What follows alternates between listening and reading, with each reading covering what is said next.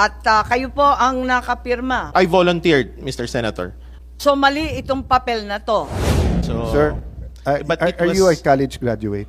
Di ba, so wag tayong magpilosopohan dito. Why did you sign in behalf of the Philippine government if you weren't representing the government? Hindi. So hindi nyo po... Tanggapin ko na rin po kasi he Yeah. is a competent authority. Yeah, let's... Tama You're po yun. under oath, sir. Oo. You're Did under you oath. or did you not appoint... Dati, sa dinami-dami ng police agency na sinabihan ni General Alcantara sa NBI, si Chief PNP, sabi rin ni General Torre, bakit biglang civilian at hindi kasali sa law enforcement ang nag-oversee? Okay, so Ambassador, hindi kasi namin masyadong kabisado yung posisyon ninyo.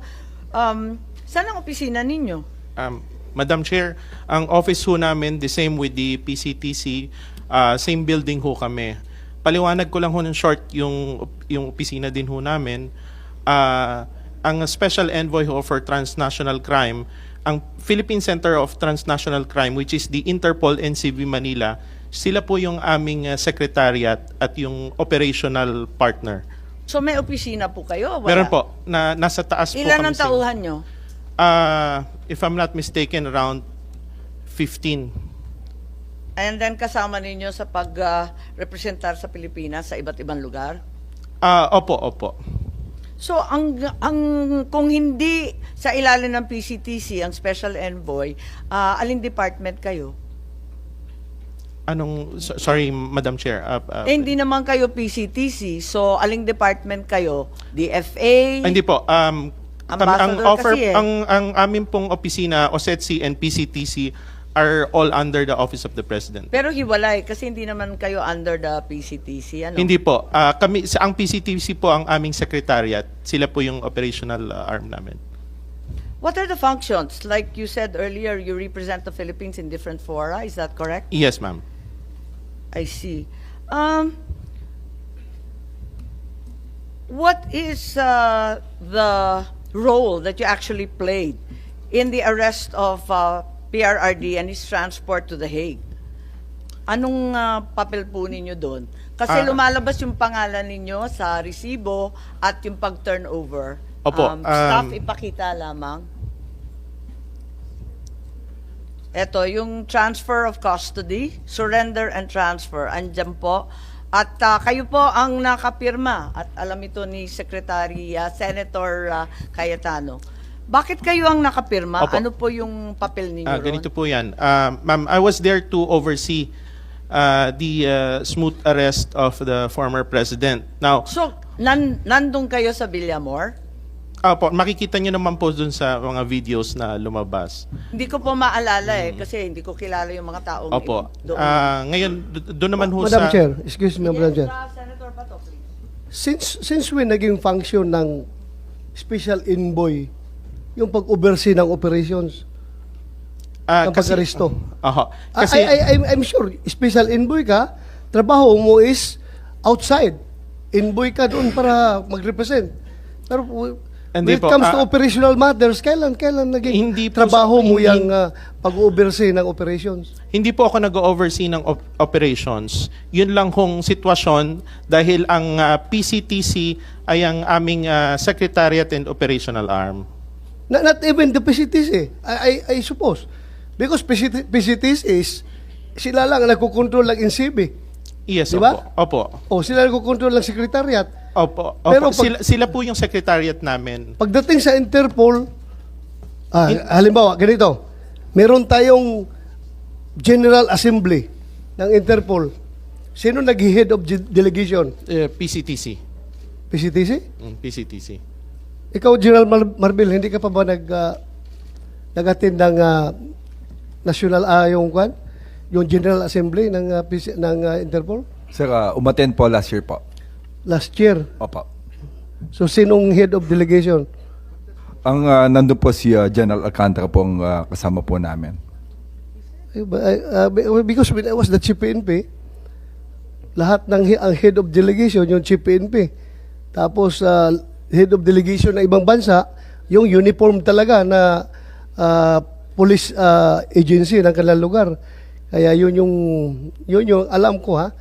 Kasi yung PCTC naman is NCB lang ito. sila yung NCB. Pero pag, when you say police agency, Chief PNP talaga ang head niya, di ba? At nagkakaroon ng General Assembly, kayo ang nandoon, di ba? Actually, sir, dun sa ibang country, sir, ang police lang, ang isa lang po ang law enforcement nila. So, usually, ang the head is the chief ng national police nila. But in Correct. in our country, we have so many law enforcement agencies coming from the NBI, the Philippine National Police, of course, ang kasama po namin immigration. Kaya nga Kasi makita mo, di ba? Pag Interpol General Assembly, naghawak kamayan lahat ng mga chief ng puro uniformado yan eh. Puro mga chief ng police agency nila, di ba? Kaya nakakagulat sa dinami-dami ng police agency na sinabihan ni General Alcantara sa NBI, si Chief PNP, sabi rin ni General Torre, bakit biglang civilian at hindi kasali sa law enforcement ang nag-oversee? Ano po ba ang ibig sabihin ng oversee? Ma'am, kasi nga ang PCTC is our partner, our secretariat. I was there to oversee lang the PCTC, which is Oversee them? which is the Interpol NCB Manila. Madam Hindi, Chair. teka muna, nalilito ako, di ba, nandun ka. Bakit? Alam mo nang itatangay sa ibang bansa? Hindi po. Anong ginagawa mo doon? Na-serve na, nabigay na yung kopya sa lahat. Anong ginagawa mo doon? Anong ginabangan mo? I was there to assist the executive director, ma'am. Was the executive director in Villamor? Naroon po ako. I was in the plane and I was in the 250 in Villamor. Even without a red notice, nandun na kayo, nag-aabang na. I had a red diffusion po. Yes, but I the had a diffusion, we copy. have already said ad infinitum that this is not an arrest warrant, di ba? Yes, Maliwanag na yun. tama Ikaw po yun, nagpaliwanag tama po. eh. O di, We had the red diffusion. I had to carry it. request for information lang, di ba? Hindi po. Ang red diffusion po is a request, is an international request for international cooperation or an alert. Ang red notice po ay ganon, ang diffusion po ay ganon din, pareho lang po. Eh, ganun nga. Kaya nga, ang, Yung diffusion po is resorted to if there is urgency, importance, element of time, kaya po nagiging diffusion. hindi, ang liwanag naman, action Opo. to be taken, locate lang eh. Locate lang and possibly arrest with a view to extradition. So, mahaba pang proseso. Ma'am, can I pero, clarify? Yes, yes, Yeah. Senator. Pa-clarify lang, factual lang, Ambassador Lacanlao. So, you were there to oversee. Yes, You Mr. were, when you say there, you were in Villamor. The airport. Okay. The airport. Then, did you accompany them on the plane? Yes, Yes. Mr. Senator. And then, did you stay in the Netherlands? Yes, I stayed there for 2 days. Okay, and hindi mo alam na dadalhin siya doon? Hindi po. Can I make a clarification? That time, Pwede ko lang itanong, isang hirit lang. Wala ka sa listahan na binigay ni General Alcantara, yung mga nabigyan ng diffusion notice, ano? Wala ka doon sa listahan ng NBI, Chief PNP, wala ka doon sa listahan. Paano man nalaman? I was informed informally by Executive Director Alcantara. Informally. Apo. So you were also there informally. You had no formal function at the Villamor or the airport sites? I was there to oversee, ma'am, lang the PCTC. Hanggang PCTC lang po ako. Yun lang po yung aking... Can I clarify that? Yes. So, sabi mo kanina, you were there to oversee.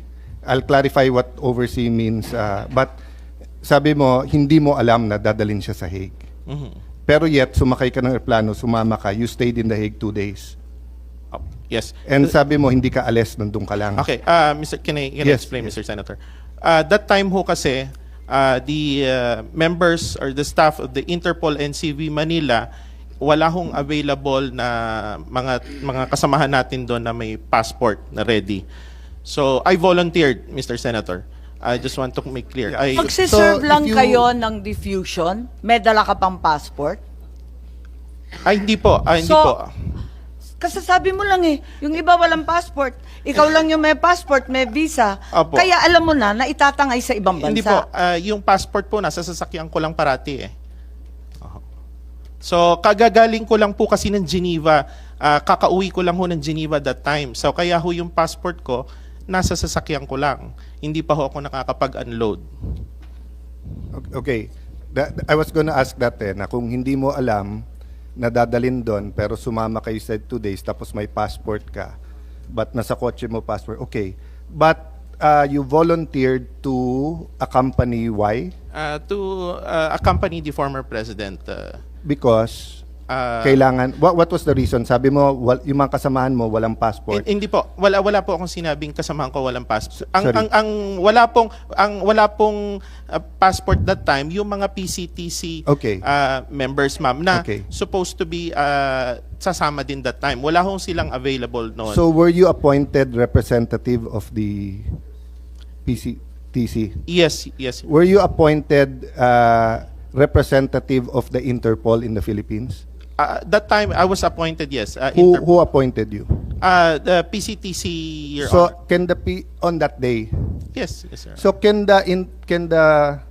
buuin natin ha, kayo lang mga militar at police nakakaintindi ng 3-4 na letra eh. Yung Philippine Center for Transnational Crime. Sir, can you appoint the representative ng Interpol on the spot? Kasama sa powers yon. If I check with Interpol, so kung today pwedeng ako representative ng Interpol? Para pong hindi yata kasama sa function ko yun. Well, kakasabi lang ho ni Ambassador, kayo daw nag-appoint sa kanya. Yun po sabi niya eh. So, but you're saying it's Ito nga not. maintindihan. So hindi nyo po Tanggapin ko na rin no. po kasi he Yeah. is a competent authority. Yeah, let's Tama you're po yun. under oath, sir. Oo. You're under Did you oath. or did you not appoint him as The good ambassador representative? is a competent authority to represent us. But you in did Yes. not appoint him. Hindi question if he's a Hindi po ako appointing competent. authority. Hindi You're ka not appointing appointing, authority. okay. Klaro po yun. Executive Order 265, saan sa buong executive order na nagtatakda na magkaroon ng special envoy, sinasabi na meron kang papel para mag-oversee. Wala kasi akong mabasa Hindi po. katulad ni Senator Cayetano eh. Madam Chair, yun nga po yung relasyon ho namin ng OSETC and PCTC, sila yung aming Secretariat and Eh, Operational. sekretarya lang ninyo, siya Opo. pa ang appointing ninyo. Hindi Parang po, ang gulo. hindi po. Boss ba ninyo yan or utusan? Hindi po, clear ko lang ho. Kasi that time, wala hong available na members ng PCTC anang may passport noon. So, kaya ho sinabi ko kanina, I volunteered para ho i-accompany ang former president in behalf of the PCTC. Okay, ma'am, can I clarify ha?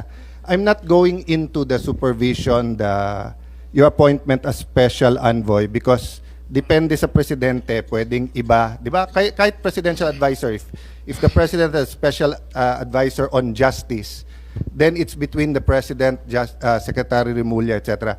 Ang focus ko doon sa ikaw ang representative ng Interpol. Kasi sabi mo, yes, ang sabi po ni Secretary Alcantara, hindi kanya in-appoint. So, sino nag-appoint sa'yo bilang representative ng Interpol? Nirepresent ko po ang PCTC. May I clarify? Yeah, go ahead, Mr. sir. Senator. Kasi traditionally, ang executive director is also the envoy. Ngayon, pinaghiwalay po yung posisyon. Yung ginawa po ng Malacanang, hiniwalay po yung posisyon ng special envoy at ng executive director.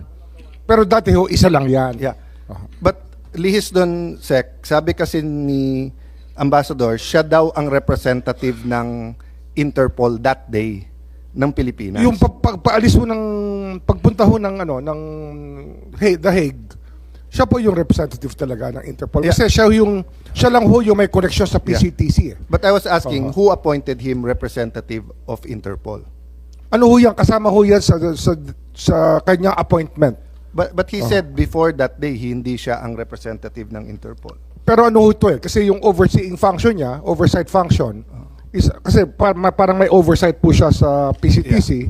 I think that they took it from there na siya rin po yung responsible for the Sige. PCTC.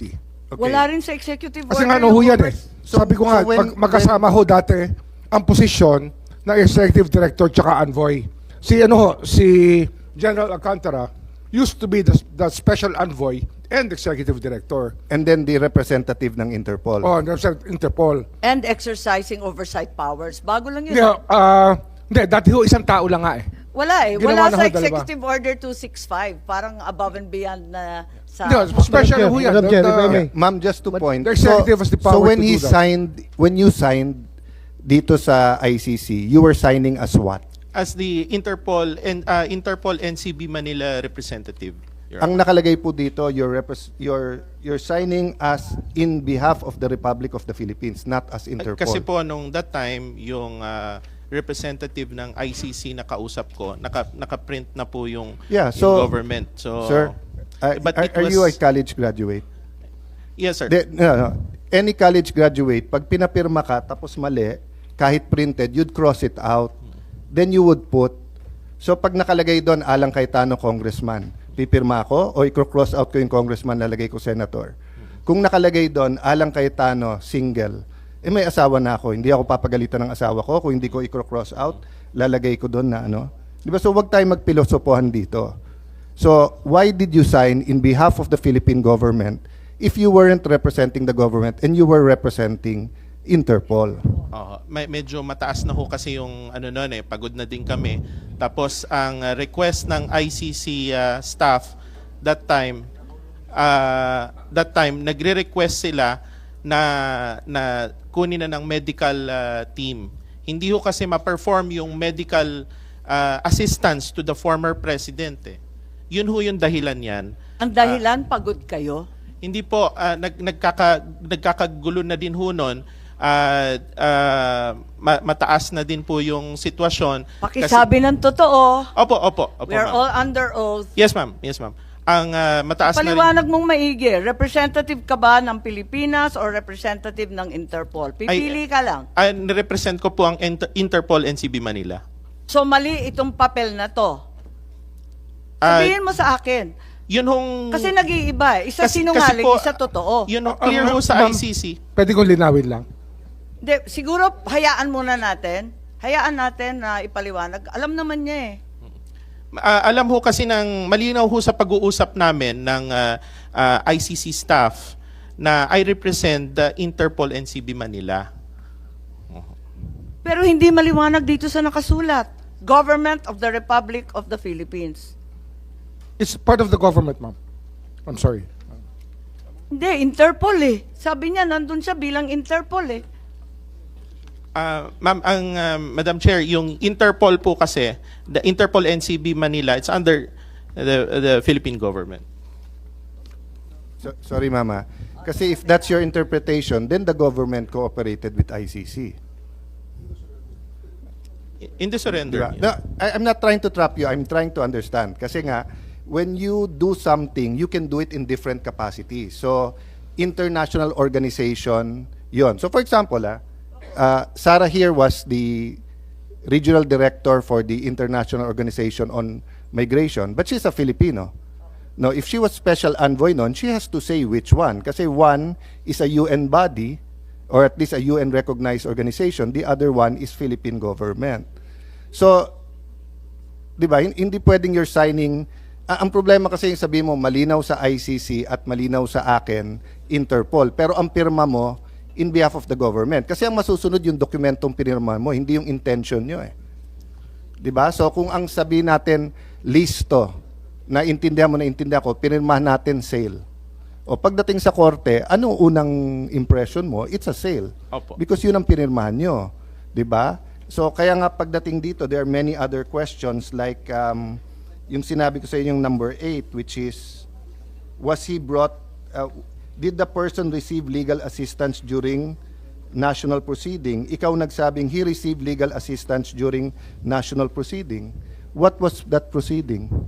No, Your Honor, Mr. Ambassador, Senator. ang dami-dami mong pinirmahan dito tungkol sa doktor, tungkol sa immediate family, tungkol sa legal counsel. Lahat to sinang-ayunan mo. Lahat ito hindi totoo. Hindi po. Kasi ganito. pagod na po kayo. Hindi po. Kung maaari ho, ma-explain ko. Una ho, yung tinatanong nyo regarding ho dun sa... Kasi that time, I was waiting for the official certification from the Department of Justice So medyo wala hong internet that time. So yung yan ho yung sinulat nila, yun naman ang sinagot ko. So nung after few minutes nag-request ako ng internet na print, binigay ko sa ICC yung certification from the Department of Justice.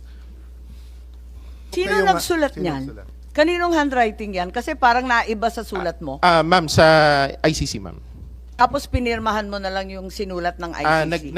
Pinakikita naman yan nung nagpapalitan kami ng... So sang-ayon kayo sa lahat ng sinulat? Opo, ma'am. Anon. So yun yung papel mo doon? Ano pa yung ginampanan mong papel? Kasi sabi mo, sinamahan mo si Presidente Duterte sa eroplano. Pagkatapos, nung sinorender mo na at yan ang pinirmahan mo bilang kinatawan ng ating pamahalaan, ano pa yung iba pang papel mo? Ano pang ginampanan Wala na mong po. papel? Wala na po, ma'am. Pero nagdalawang araw ka pa ron eh. Hindi po, ma'am. Nag-aantay kasi doon din kami sumakay sa same plane pabalik po ng Pilipinas. Madam Chair. Yes, Senator Bato, nagugulat lang ako, na-speechless ako. Dineliver ninyo sa ICC pero hindi ninyo alam? Paano hindi ninyo Ay, hindi po. alam? Alam po namin, ma'am, regarding dun sa ICC. Ang hindi ko po, balikan ko ho yung unang pag-uusap, kaya hindi alam. Nung unang pagdating sa airport, totally wala po akong alam nung pagdating ko sa airport. Naiya. Sa NAIA. Opo, opo. Madam Chair. Yes, Senator Bato. Pwede mo laman, Ambassador, kung kailan ka appoint as special envoy Ah, against national crime? July 2024, Mr. Senator. Alam ninyo, gusto ko lang tignan yung pinirmahan mo kasi maraming kabulastugan dito. Hindi ko maintindihan. Yung number 8, kung maipakita sa screen. The date, time, and location of the appearance of the arrested person before the competent judicial authority. Ang sinagot mo, do not know. Paano hindi mo alam, samantalang nandun ka sa airport na hanggang sa Villamor, hanggang sinakay sa eroplano? Bakit hindi mo alam? Hindi po.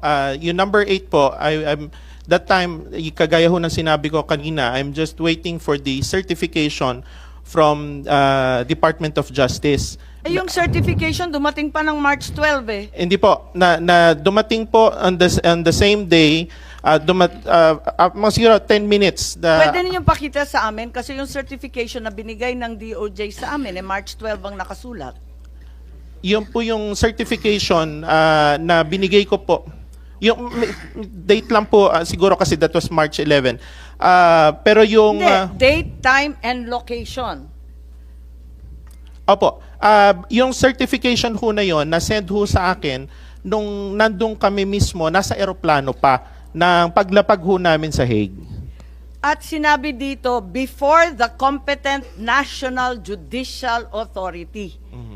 So, ibig sabihin, Pilipino. Husgadong Pilipino, tama ba? Judicial Authority. Hindi mo rin alam? Kasi sabi dito, do not know eh. Ayun po yung sinagot ko kasi I was waiting that time. Paano hindi mo alam eh? Alam mo, mula nung dumating na talaga naman hindi pinayagan makita yung abogado, hindi pinayagan pumunta sa Pilipinong husgado, hindi pinayagan lumabas. Bakit mo sinasabing do not know? Nandun ka, nakababad ka, hanggang sa Hague, nandun ka eh. Ma'am, that time, nandun po yung mga abogado niya. In fact, 3 po yung abogado. Hindi, walang abogadong sinasabi sa number 8 na pinirmahan mo before the competent National Judicial Authority. Ang sinabi mo, hindi mo alam. So, yun ho kasing certification, yung details, nandun po sa DOJ certification. Yun ho yung inaantay ko that time. Medyo nagkaroon lang ho ng delay nung sa pagpasok kasi sa problema ho sa internet. Ano? Kailan dumating yung DOJ certification? On the same day po, nung nasa aeroplano before? kami. Iyan po, after po ng sign, kasi hindi ho makapasok. December 12 ha, ang nakadate. Parang nagugulat ako. March. Sorry. Opo. Natataranta ako, nagugulat. Hindi po ma'am, naguguluhan na ako dito eh. Madam Chair, pumasok po yung certification on the same day medyo nagkaroon lang Hindi, nung- March 12 ang nakasabi. Paano mo natanggap? Excuse me, yung nagko-coach, nahihirapan po kami. Ma'am, Hindi, the best, I think the best person to answer that would be Abogado po the kayo. person who issued the certification is here. Yes, I think Prosecutor Fadulion, we're referring to the same certification of March 12. Is that correct? That is correct, Madam Chair. And it was sent to Ambassador Lacanilao when and where? If I may just be allowed to explain, ma'am, the certification that is in the possession of the committee chair is a certification which indicated that the arrest was made on March 12, 2025. This certification was issued the day after the arrest. This would be March 12 also, 2025. So are you saying may mas maaga pang certification There na siya lang ang nakakaalam? No, ma'am. This